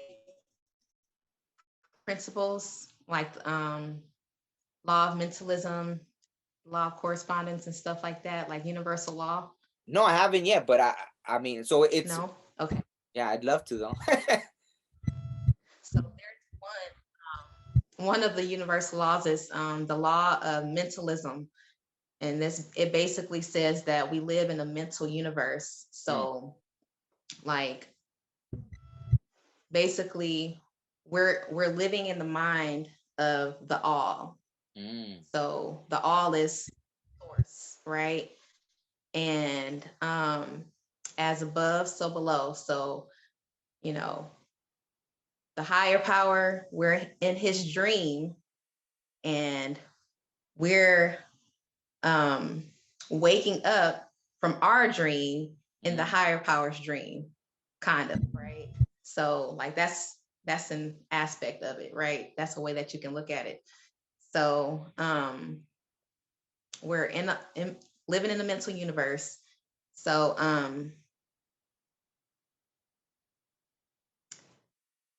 basically heaven and hell are states of the mind. So we can be living in heaven and hell right here and right now based on the frequency that we're vibrating on. So it's not like we die and go to hell or we die and go to heaven. It's like heaven and hell are right here, right now. And it's your choice what you want to experience, right? So when it comes to like the rapture, like how I interpret it, like, you know, I learned about the rapture, like obviously in church and like Christianity version of it. But like from what when I take the esoteric stuff and like try to make sense of it in my head, I feel like some people will ascend consciously and then some people won't. So some people will be on a higher dimension consciously, and they may still be here like on earth with everybody else, but just consciously they're living on a different dimension. Right? So yeah, it get deep. No, that makes perfect sense. That I don't want to keep. No, because like in visions I've had, I've never seen how, but I have seen some kind of judgment. So that's one thing. Like when they like, I mean, there's different people that say different things, but it was almost like that, like a personal judgment. It was all, so that's what I've seen. Like people go through some kind of, but I don't know. I've heard it described. I guess people that had near-death experiences that died and came back, they said it was kind of like that. Like you could get stuck in. It's almost like they do show you your life.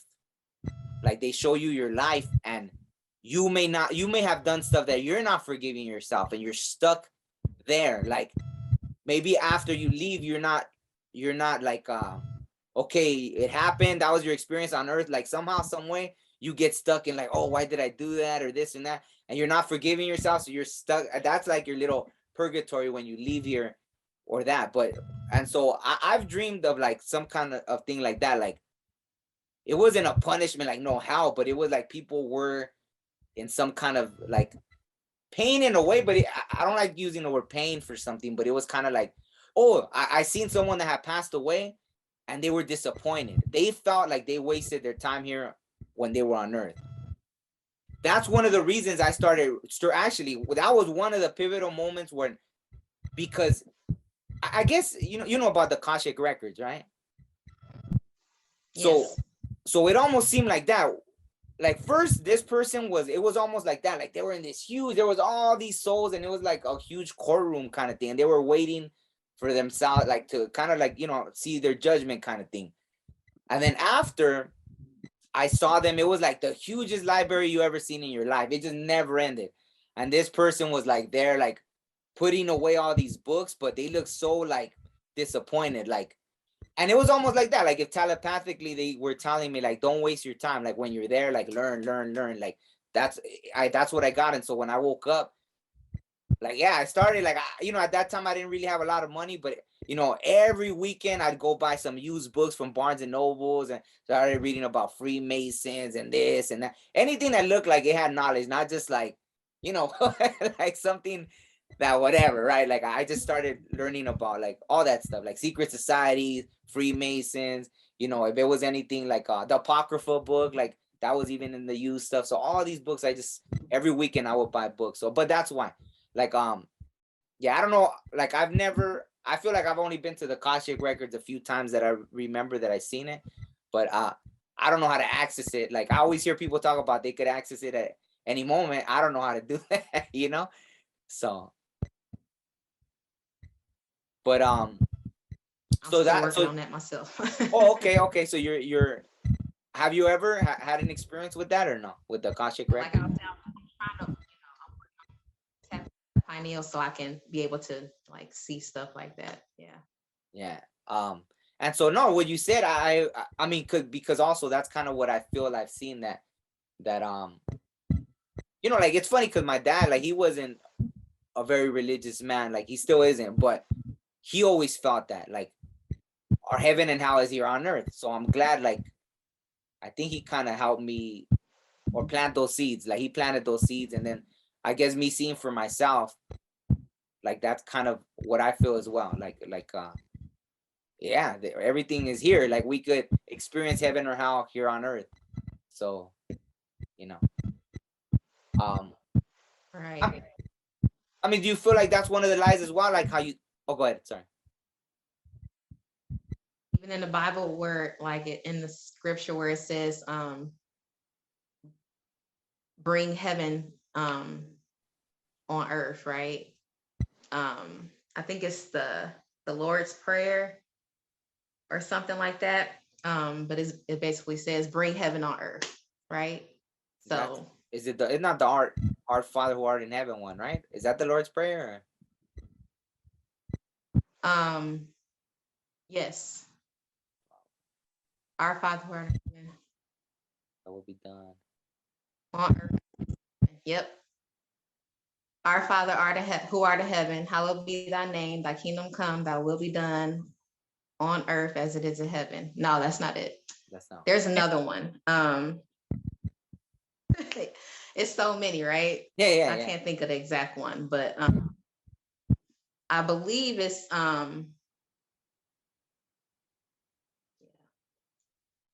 it says it though. I can't remember exact scripture, but it's basically it says bring heaven on earth. Yeah. Yeah. No, okay, and I'm sorry, I didn't mean it. Well, oh no. I forgot what I was gonna say. Just whoa, what was I gonna say? I was gonna say something about that, I forgot. I don't remember. Oh well, then I mean, just about so what would you suggest I like would be the best thing to read about, like learning about, like Kemetic, is that what it's called, or Kemet, ancient right? Kemet, that's what originally that's the name of Egypt. So basically, like when it comes to like reading, what is your soul drawn to?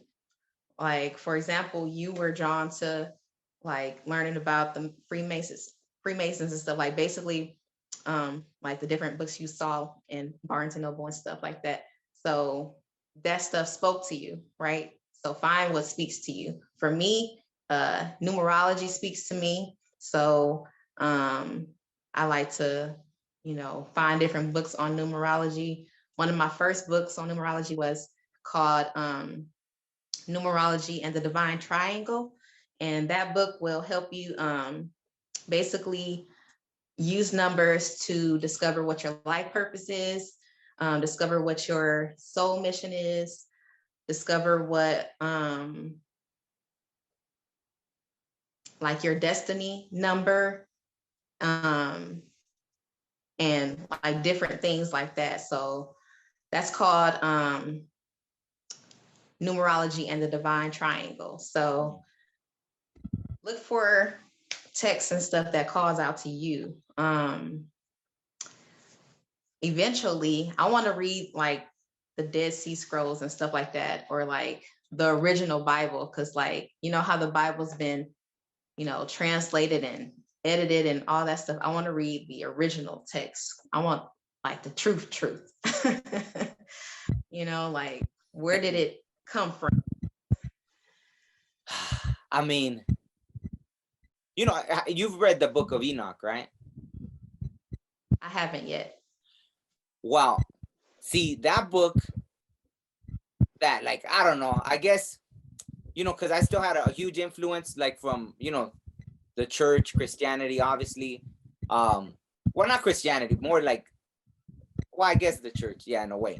But I don't know why. When I was just learning stuff, I had this idea, like, you know thy enemy kind of thing. So I think I went to like I was gonna buy, I guess, whatever the closest thing. I think it said like the Satanic Bible, right? At the Barnes and Nobles. And when I went to reach for it, I got this horrible feeling in my stomach, like the gut telling me no. And then in that same section, sorry. No, sorry for making this I guess so long. I guess just like that story, well, it was like, you know, in my head, you know, I was pretty young. I don't know. I might have been maybe like 20 or something. And, you know, it was like the whole like, oh, know thy enemy kind of thing. So I got the idea to, oh, I'm going to read the Satanic Bible and understand like what this whole thing is about. But when I went to get it, I felt this horrible feeling in my stomach, right? Like, you know, that bad feeling, that bad gut feeling, like something was telling me don't do it. And in the same section, they had the book of Enoch. Like, so they put it there, like with all the like witch books and spell and, you know, the Satanic Bible and all. So they had it in that same section. But that one spoke to me, and I read, and the cover said fallen angels and the origins of evil and all this stuff. So I was like, what? And I read a little bit of it. And so I was like, okay, I felt my gut, like it feels good, okay. So I took it and I read it. And that book made the Bible make way more sense. Like it's almost because it was taken out of there. Like it, you know, someone decided, oh, this isn't part of, you know, that's what the whole Dead Sea Scrolls and the Apocrypha and the Book of Enoch, I guess whatever priest or whatever the popes or whoever decided, I forgot, they say it's like it was a council that actually decided to throw the books out, right? That's how it happened. And so that book, it's almost like the Bible doesn't make as much sense without that book. So anyone that's actually read the Bible, unfortunately, they've been so brainwashed that no, the Book of Enoch, they discredit it, but that made the Bible make way more sense. So I would definitely recommend it. Like it helped me yeah, helped me branch out into everything. Then you see all go ahead. Where'd you find the Book of Enoch? Where'd you find it at? I mean, at that point, it was like at Barnes and Nobles in the section of like, I don't know what the section's called. It's like, what is it? Barnes and Nobles. Barnes and Nobles, yeah. I mean, you could probably find it online and just order it. Like they have it. I mean, the cool thing about that version, it was this lady that showed you how even things that Jesus was saying was from the Book of Enoch. So how could the church throw out this book that even Jesus quoted almost word for word on so many things? Like so many things that he said were from the Book of Enoch. So how the person that your whole religion is supposed to follow, like, you know, Jesus, the Messiah, this and that, but yeah, he used the Book of Enoch, so it didn't make sense. That's what this person, like, she was showing. So she would have something he said, something from the Book of Enoch, something he said, something from the Book of Enoch. And I think even like Jude, I guess in the Book of Jude, I think she quoted something from the Book of Enoch as well. So it was like so that's what I liked about that one. I forgot her name, but I mean, they sell the Book of Enoch by itself, and even that, I think reading it, you'll get something out of it. But you know, it was crazy because even that, like in that whole book, I guess because Enoch wrote so many books. You know, they say Enoch was the one that didn't die, right? Like I think in that book it explains how I guess he was the first one that was taken, and it was almost like they allowed him to write all this information and bring it back to his sons. So whoever took him, then they allowed him to come back and give all these books. He was just writing all these books, and he gave the knowledge. He left it with his sons, and then I guess they took him again. And it was crazy because even in those books, it's funny because the story of Noah is that when Noah was born, it was like he was half angel, half, you know, because then that's, you know, in the Bible, it says that very briefly. Oh, and then, you know, the sons of God slept with the daughters of men. There were all these, you know, giants were born, and half, you know, Nephilim, and all these, like, you know, half breed, half angel, half human. So the book of Enoch goes into detail about all that. It talks about how Noah, when he was born, his eyes were shining. They would light the whole room. And how he ended up, I think the dad was like, hey, this isn't my son. Almost like the story of Jesus, you know? It was like, so Noah was like the original kind of like Messiah. Was it Noah? Yeah, I think it was. Yeah, it was Noah. And it was like his hair was already white when he was born. His eyes were shining. And then I guess an angel came and told the dad, like, nah, he's half, like he's, you know, like half us, half human. Like, don't, I don't know, it was like, don't kill the boy or don't hurt him kind of thing. Just letting them know, like, hey, like the story of how Jesus, like, you know, Mary, and they told Joseph, like, nah, she's pregnant by the Holy Spirit or whatever. Like that story already existed with Noah in the book of Enoch, like, or one of the books of Enoch. You know, so there's all this information that really opens you up, and to understand that how they were mixing, like, you know, because even that, right, like, you know, so many cultures, like the Sumerian and even the Mayan Bible, right? It's called the Popol Vuh. It talks about how we were made. So how you said in the Bible, it says ye are gods, because in all these old books, it talks about how they use their DNA to make us. They literally put, you know, like in the Mayan Bible, it basically saying how they were trying to make us, and at first we couldn't recreate by ourselves. We couldn't, like, they made a version of us that couldn't remake babies or something like that. So they kept, you know, at one point, you know, they used their DNA to make us what we are. So 100%, you know, it would go with that factor. Like, ye are gods. We have that DNA in us, you know. So, you know, all that. That's how I could keep going, like, but there's so much. Reading it for yourself, like when you start reading it for yourself, like for example, reading the Bible on your own rather than just listening to what the preachers say, right? And not actually reading it yourself. When you start to read it yourself, like you see these different things, like it starts like talking about like supernatural stuff, right? Stuff that we wouldn't imagine actually being real, but it's right there, right in front of us, right? Like they say, the truth is hidden in plain sight. Yeah, absolutely. So and yeah, it's like how you were saying, both the book of Enoch and the Bible was correlating, because it's like missing pieces. So like you get the full from when you put it together. And you know, and that, isn't it amazing, like that they went through all that trouble to take out these books? Like, why? Like, that's what, like, you know, it makes you, you know, it's mind blowing. Like, why? I mean, I figure it was for control, right? Because that way, when the religions, it was like, I guess in a way that too, right? You want to get to heaven, we hold the key, right? So we're the only way, rather than, you know, one thing I'll share. I was gonna make a whole video about it, but I'll share it briefly. Like, I think it's in the Dead Sea Scrolls too, but it was this one called the Book of Thomas that they say is supposed to be the original teachings of Jesus. That's what people believe, right? And it is different. Like, when you listen to that one, like, I actually heard it on, someone posted a video, it's like 40 something minutes long. And it came to me in a dream. I had no clue what it was. And it was like, I was in these catacombs, like underground. There were trees growing all through it. So it was like something hidden, right? Underneath the ground. like caves, it looks like, but I could see the roots from the trees and everything. And there was this friend in that you know, dream or vision that, you know, I found that it's very spiritual as well. And they kept telling me the Book of Thomas, the Book of Thomas. So they kept telling me in this dream. So when I woke up, I went to Google whatever Book of Thomas, and that popped out. And then I was like, wow, this sounds like it would be more the teachings of Jesus. Because, you know, I guess that's where I had heard that phrase before, but I didn't know, I guess, where it came from. Because I think I heard it where it talks about how Jesus is saying you don't need churches to, you know, like he says, split a piece of wood, I'm there, lift a stone, I'm there. The kingdom of heaven is inside you and all around you. So I want to be like, say that. Yeah, but see, and so this dream led me to the Book of Thomas. I never heard of it, nothing like.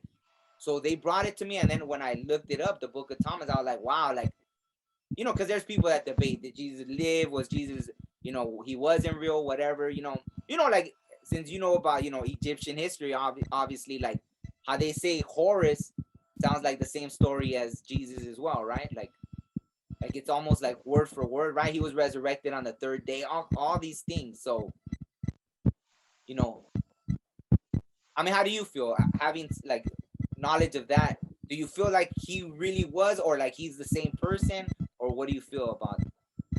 I feel like that's where they get the story from like Horus, and there's many like resurrection stories. Like Jesus wasn't the only resurrection story, so but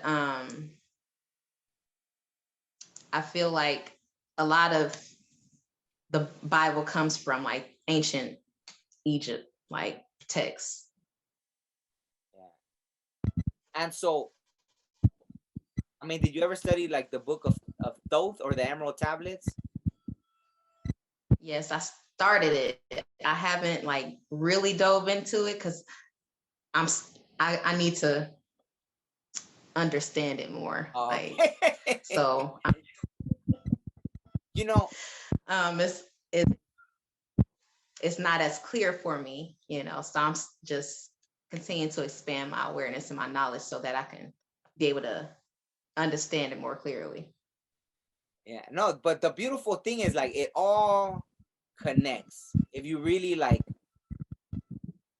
you know, once you read like, and it's better like to read like all the different cultures, because then everything kind of intertwines in some way, you know. I mean, that one thing I didn't know too much about was like India, you know, from India, like over there, not Indians from here, but you know, India. Like, you know, they even have stories about, I guess, that they found over there where like it had to have been a nuclear explosion, because there's remnants of that there was some kind, and in their history or their stories, it talks about the gods having a war, you know, the gods going to war, and they had these nuclear weapons and all this technology, and there's evidence of that. There was some kind of like, because I guess it's placed like it would have to be something that strong to like where the ground turned the way it was. It's like a nuclear explosion, and it had to be like an ancient one because it was nothing in recent times, right? So they even have their own stories, but you know, it all connects after, like, but it's like a, you know, it's a huge journey. It's just years and years of like reading, and you know, but now with, you know, obviously you can find YouTube videos and all that, and it's probably faster. Like you could just listen to it while you're driving. Like that's how the Emerald Tablets, like that's how I first listened to it. And then, you know, you just go backward, you know, every time you want to freshen up on something, you'll go back. But you know, there was a time I was driving out, I listened to the whole thing.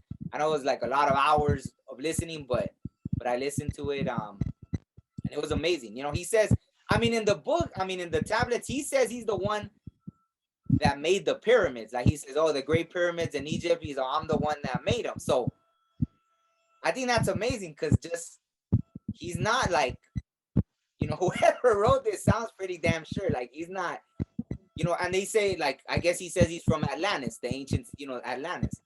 So he says that's where he came from, and that he went to Egypt, made the great pyramids, all this stuff. So there's a lot of information there. You know, I don't know, like you know, you could tell me what you find out like once, you know. Yeah. So It is, and I like to learn about, like ancient Egypt and stuff like that, because I like to know, like, where did this all begin? Like, where do I actually come from? Like, who am I? That's like my question. You know what I'm saying? So, like, how it says, like, he built the pyramids and stuff, like, you know, we were taught that, like, what was, like, did they say slaves built the pyramids and stuff like that? yeah. But, like, in all actuality, like, the Egyptian people built the pyramids, right? They used their knowledge and technology to build those pyramids and stuff. Like, yeah. No, yeah, because they've shown that They try to make it seem like they weren't as they try to make it seem like they weren't as advanced as they were. And it's funny because they still perpetuate that to this day. Like, there's all these findings. Like, I remember once, I think in some pyramid, they found what would have been like an ancient like light bulb or stuff like that, and then they scratched their heads like, no, but this didn't exist back then. But you just found it. So why are you still like, oh, but this, why are you still in your, like, trying to say, instead of finding it, and it's more like a disproving thing, right? Like, it always goes to the, like, no, well, or, I guess that's why some people have a problem with the ancient aliens, because it's just trying to say, although, there is all these things about these, I mean, it's almost like that's the stories that a lot of the people from before got the knowledge from these higher beings, I mean, even in the Bible, right? Like, I think people miss that. Like, Abraham was the first one that made the covenant with God, right? In the Bible. But, there's this part, I think people tend to miss that, of like when, his wife Sarah, and then she was old and she couldn't have kids, but they're telling her she's gonna have a kid and everything. And it's like, he literally says God showed up with two other beings. Like, he's saying he showed up and they're offering him food. So here's like, it's showing right there that some being showed up who he considered God with these two other beings. He's even offering them food. They accept. So it's like showing that there were these beings coming and going. And obviously they were teaching the people stuff, right? So I mean, I don't know, they're the ones that necessarily were the ones that created us, but at least whoever this God of the Bible was, like, he was showing up even with people. And so it's interesting, right? Like, so I do feel like, in the book of Enoch, it goes into detail about, they call them angels, but angels just meant messenger, who taught everybody to do stuff. It was saying like, oh, this angel taught like people, humans, to make weapons of war. This angel taught like women about makeup and all. They literally says that. So it's interesting. It's like about beautifying and this and that. And it's saying like what all these angels were teaching humans. So I mean, it's kind of I don't know, but that's what they say, that the pyramids, that they had this technology, because there was no way to move stones like that. Like, they told us like, yeah, the slaves dragged them, but then now it's starting to come out that it was like there was this ancient technology that they could move the stones like effortlessly, right? So yeah, I'm definitely like when all that finally, I guess when we get clarification on all that, right? Who knows? So just expanding our awareness. Yeah, to expand the awareness, and we gain more knowledge and raise our consciousness, right? I believe that's the name of the game. yeah, definitely. Raising our consciousness. Definitely. Well, yeah, I guess on that note, I don't want to keep you forever. Thank you so much. Yeah, I really like where this conversation went, so thank you so much for staying with me longer and being able to talk about, more things. Yeah, I mean, if you ever want to come back on and we could go, if you learn more things about Kemet, like I want to look into Kemet now, I want to study, because I never really have looked into it. But I'll put a link to your to your YouTube channel, and in the video. And also like what kind of content, like going forward, what kind of content do you think you'll be uploading to your channel for anyone that's listening, that they know what they can go look for on your channel? All right. Well, first and foremost, I just want to say thank you so much for having me.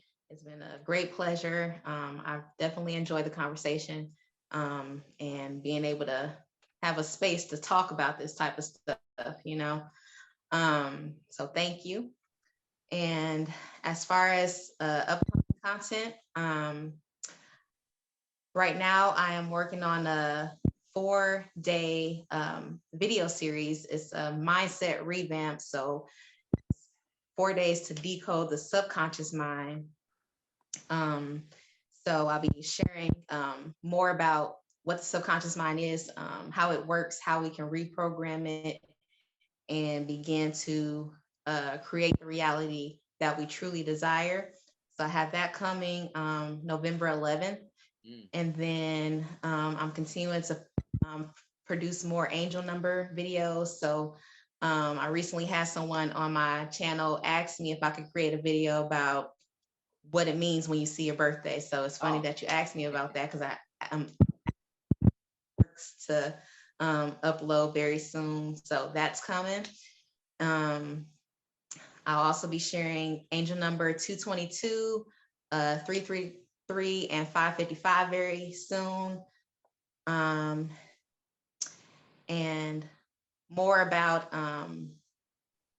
working through the subconscious mind and letting go of limiting beliefs, especially when it comes to like abundance and financial prosperity as well. So No, thank you so much. That sounds great. I look forward to watching all those videos. So thank you. Yeah, especially the subconscious mind. I because I always sometimes wonder, when you're going through stuff and you wonder, is that your subconscious mind? Is that, that's a whole, I won't keep you longer by going on and on about that. But yeah, I look forward to seeing it. I'll put the link, in the description for anyone that wants to get in contact with you through your channel. And yeah, thank you so much once again. Thank you. And I definitely would love to come on again and talk some more with you about, more about this deep esoteric knowledge, wherever the conversation goes. I would love to, come on again if I'm welcome.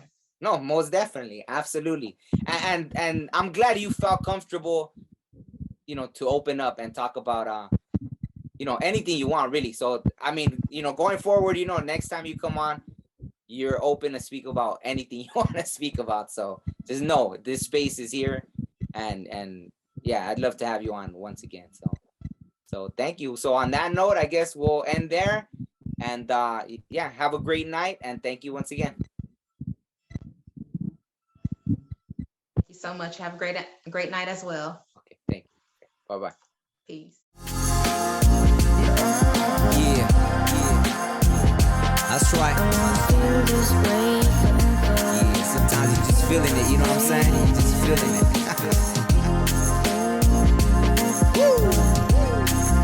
And I want to feel this way forever.